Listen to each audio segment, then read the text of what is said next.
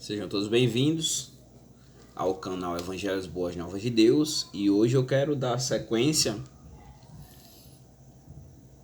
à nossa série nesse vídeo, sobre o espiritismo kardecista e continuar falando sobre os espíritos e dessa feita sobre a escala que existe dentro da compreensão do espiritismo dos espíritos, Nessa sequência a gente já fiz uma sequência, eu falei sobre, nos dois vídeos anteriores, sobre os espíritos, o que eram, e a alma segundo o espiritismo kardecista crê. Então vamos falar sobre as escalas hoje, as escalas espíritas, as escalas dos espíritos, segundo o espiritismo kardecista. Então a primeira coisa que nós devemos, para introduzirmos o assunto, é que os espíritos eles são ilimitados, isso em números e referente às ordens, e eles têm graus de perfeição, E também uma coisa a se observar é que existem múltiplas divisões dentro de uma ideia de escala, Existem as suas múltiplas divisões. Para entendermos, vamos partir de como é feito dentro do estudo do espiritismo, que é a busca por resposta, através de perguntas, que é como o Allan Kardec ele conseguiu codificar, a doutrina espírita, a partir dessas perguntas. E eu quero começar com uma, que traz a ideia do seguinte: os espíritos eles são iguais, são todos iguais, de uma mesma categoria, de uma mesma forma, de um mesmo grau, ou nesse caso há entre eles hierarquia, hierarquia dentro dos espíritos, entre os espíritos, E aí a resposta é a seguinte: os espíritos, eles são de diferentes ordens, e isso, para se chegar a essas ordens, é de acordo com o grau de perfeição, o grau que se chega, que esse espírito tem alcançado. A ideia é a seguinte: são ordens diferentes, e vamos fazer assim para entender. Quem está lá em cima está chegando ao nível mais puro, e quem está na escala descendo estão no nível mais impuro, e aí vai se havendo a evolução a partir dos espíritos, Cada um vai subindo a esse patamar, subindo de grau rumo à perfeição. E aí, dentro do estudo, para entendermos, dentro dessa compreensão, existem três ordens, três ordens que giram em torno dessa perfeição, do grau de perfeição. Então, existem três ordens, e eu vou trazer as principais características de cada ordem, A primeira ordem, dentro desse grau, é os espíritos puros. E aí, três características dos espíritos puros: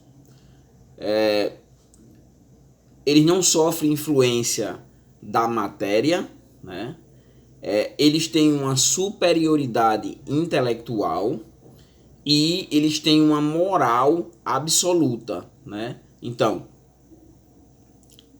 o grau de influência da matéria não existe sobre os espíritos puros, A intelectualidade dele é de uma superioridade, e a moral é uma moral absoluta. E aí, dentro desse grau de perfeição, a partir dessas três ordens, nós temos os espíritos bons.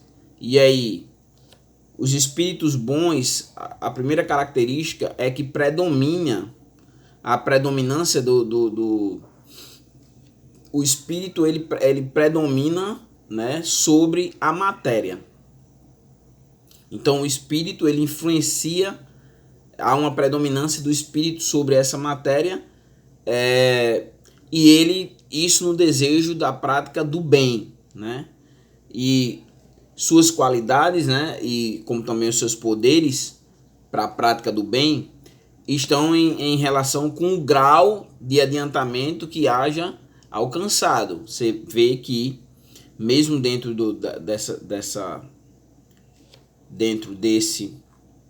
dessas três ordens, dentro de cada ordem, mesmo assim também existe um grau de evolução dos espíritos bons, um grau de evolução dos espíritos puros também.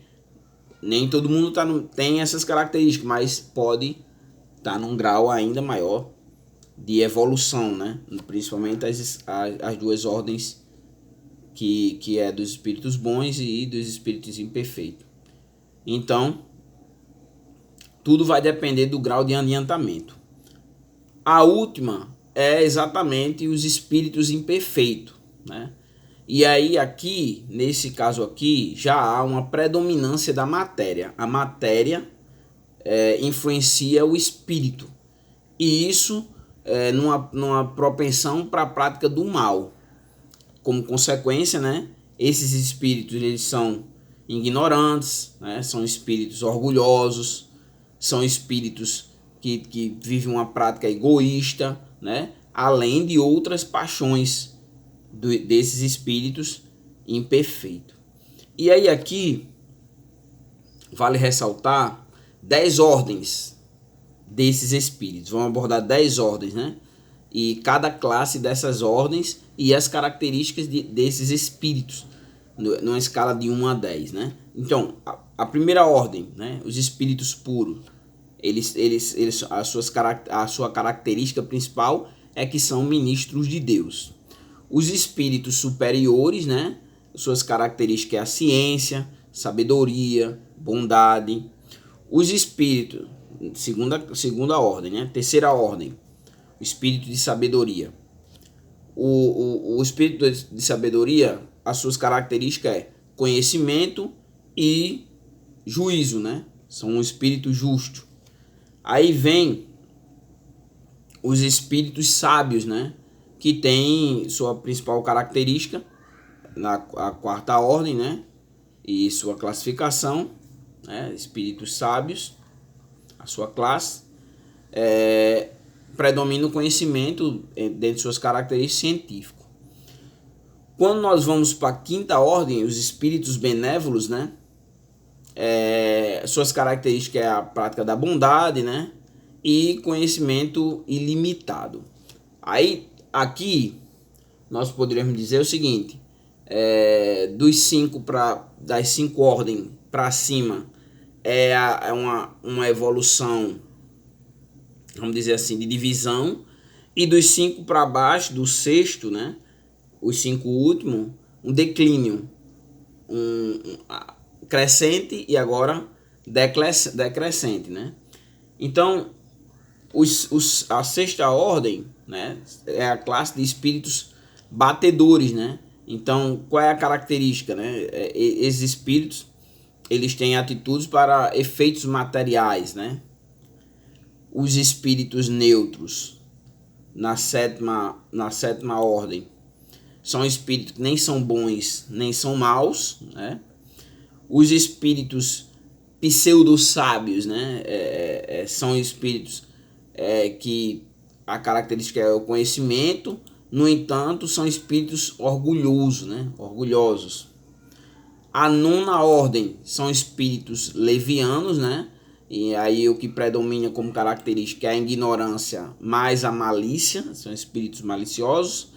E a 10ª ordem, né? De forma decrescente, agora não crescente, decrescente, é os espíritos impuros, né? A classe de espíritos impuros, que são espíritos que têm uma inclinação para a prática do mal. Então aqui você vê 10 ordens, e o que você vê então? De acordo com o espiritismo, existe várias ordens de espíritos, né? E que esses espíritos se encontram em um certo grau de evolução, né? Ou para cima, ou nesse caso para baixo, né? E isso aí é aplicado, segundo o espiritismo, próprio para os seres humanos, né? Quando esses espíritos eles encarnam o corpo,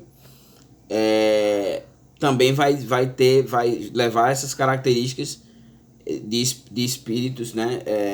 Encarnados, né? E aí almas encarnadas, e a sua evolução, né? Como espíritos nesse grau. E aí também existe todas essas características aqui, né? Nos seres humanos com corpo, né? Encarnados. Você vê também da mesma forma. Porque quando eles desencarnam, eles seguem esse processo. Então, vem uma pergunta, né? Qual é a base, então, para classificar os espíritos, né? Qual seria a base, qual seria a forma, então, para classificar os espíritos? E aí eu já falei sobre isso, mas vou reiterar novamente. Isso vai depender do grau de adiantamento, né? Aonde levou a sua evolução, né? Ou aonde ele está nesse grau de evolução, né? E aí cada categoria, né, apresenta um grau definido, como eu abordei todas as ordens, 10 ordens, né? E de um grau a outro, né, existe essa transição, no entanto é insensível, vai evoluindo e, no entanto, de uma forma que nem se percebe, né? Mas vai subindo nesse grau até se tornar espíritos puros. Um questionamento aqui para a gente finalizar o vídeo, né? Um questionamento bem interessante, e aí a gente vai fazer uma relação como o cristianismo ele crê e como o espiritismo, vamos fazer esse paralelo, religião comparada, como o espiritismo crê e como o cristianismo vê a situação. A pergunta é a seguinte: como podem os espíritos em sua origem, né? Esses espíritos lá onde eles surgem, podemos dizer assim. E quando ainda, vamos dizer, é como se esses espíritos fosse uma folha em branco, não tendo consciência, né? Como eles gozavam então da liberdade de escolha entre o bem e o mal? E aí emenda já com outra pergunta: há neles algum princípio, né? Ou podemos dizer, uma tendência que encaminhe eles para uma senda de preferência ao mal ou ao bem? E aí aqui nós precisamos entender que o espiritismo ele crê no seguinte: que o espírito ele vai se desenvolvendo, né? E entende-se a liberdade, o livre-arbítrio, né? O espírito acredita que o livre-arbítrio ele vai se desenvolvendo no espírito à medida que o espírito vai adquirindo consciência de si mesmo. E aí ele vai desenvolvendo o seu livre-arbítrio. Então, para os espíritas, a causa não está no espírito, né? Porque o cristianismo, o que o cristianismo crê, né? Que o homem, né? O homem ele já nasce mal, poderíamos dizer assim, né? Ele já nasce com essa inclinação para o mal, porque houve uma queda, né? E essa queda poderíamos dizer que é como Resident Evil, ali aquele filme, né? O vírus ele se espalhou para todo mundo, né? Ou como The Walking Dead, toda a humanidade ali na série, para quem conhece a série, é uma série de zumbis, né? Todas as pessoas que morrem viram uma espécie de zumbi, né? Então, assim, na compreensão cristã, o pecado original, o pecado de Adão e Eva, ele acabou que ele atingiu, a partir de Adão e Eva, todos, sem exceção. Então, todo ser humano, quando ele nasce em pecado e a sua inclinação para o mal. O espírita não crê assim. Ele crê que o livre-arbítrio é desenvolvido, né, entre os espíritos, a partir do momento que ele vai tendo consciência de si mesmo, né? E no caso, como a pergunta faz, né? Qual é o princípio, a tendência que os encaminha a senda de uma preferência, preferir o mal ou o bem, né? Não está nele. Então, como é que os espíritas então são influenciados, né? Como é que eles chegam então a tomar essas escolhas a partir do livre-arbítrio, né? A partir das influências que eles vão cedendo em virtude da sua vontade. Então, seria mais ou menos o que o marxismo ele prega, né? Que o fato das pessoas serem do jeito que é devido ao ambiente que elas vivem, né? Onde elas transitam, onde elas adquirem suas experiências, e aí acaba desaguando ou resvalando, né, na sua conduta, mais ou menos partindo do princípio de que alguém que mora em um lugar com a tendência mais voltada para a prática do mal, da violência, do uso de drogas, eles vão ser influenciados para isso, né? E aqueles que moram em um ambiente mais educado, em um ambiente na classe média, eles não vão ter essa influência, né? Para seguir esse caminho, né? Seria um caminho da ignorância, o caminho da sabedoria. Em parte nós sabemos que é uma inverdade assim, que muitas vezes muitas pessoas que moram ou que nasceram em uma comunidade, esse que vos fala, não necessariamente vai seguir o caminho do crime, né?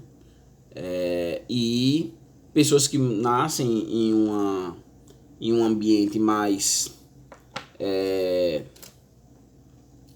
em um ambiente melhor, de classe média, e muitas vezes acaba indo para o caminho do crime. Então, a resposta que o espiritismo dá é através dessas influências, e aí que uns vão ceder e outros não, né? Então, é essa compreensão que o espiritismo tem quando ela fala de escala dos espíritos, né? A escala de evolução em que cada espírito ele vai se encontrar, né? Então é isso, né? Eu acho assim que vale a reflexão, né? Como eles creem e como as outras religiões veem o ser humano e a causas e efeitos, né? Dentro desse contexto humano dos seres humanos e da prática do mal, né? Vale uma reflexão sobre isso. Essa compreensão, né? De que quando partem daqui, o cristianismo ele traz zera, poderíamos dizer assim. No espiritismo você vai seguir uma evolução, no cristianismo ele segue uma ideia de santificação. Então, quando alguém aceita Jesus, ele se torna exatamente isso aqui que o espiritismo traz na ideia, que é de se tornar uma página em branco, né? E aí o que acontece? O cristão ele passa a viver uma progressiva, uma santificação. No entanto, quando ele passa para essa vida, a decisão que foi feita aqui já não há mais como lá na outra vida haver algum tipo de influência, né? No livro de Hebreus, no capítulo 9, versículo 27, vai dizer que o homem ele vai morrer uma única vez e após a morte só resta o juízo. Então o cristianismo não crê nessa ideia de reencarnação, né?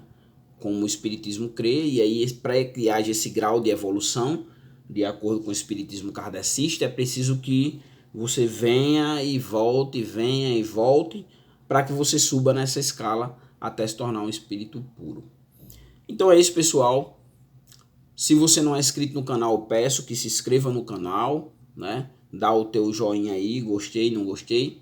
E peço também que você faça algumas observações aí que você acha pertinente, que você acha que é cabível para o conteúdo. Como também, se você é espírita, acrescenta aí, né, ao vídeo os comentários. Também, se você é de outra religião, mostre aí como que a sua religião entende esse grau de existência e de evolução do ser humano e progressão espiritual, podemos dizer assim, ou vida após a morte. Traz aí tua informação, acrescenta aí abaixo do vídeo, para que nós possamos crescer nesse conhecimento a partir das religiões, né, da cultura religiosa. Então é isso, até o próximo vídeo.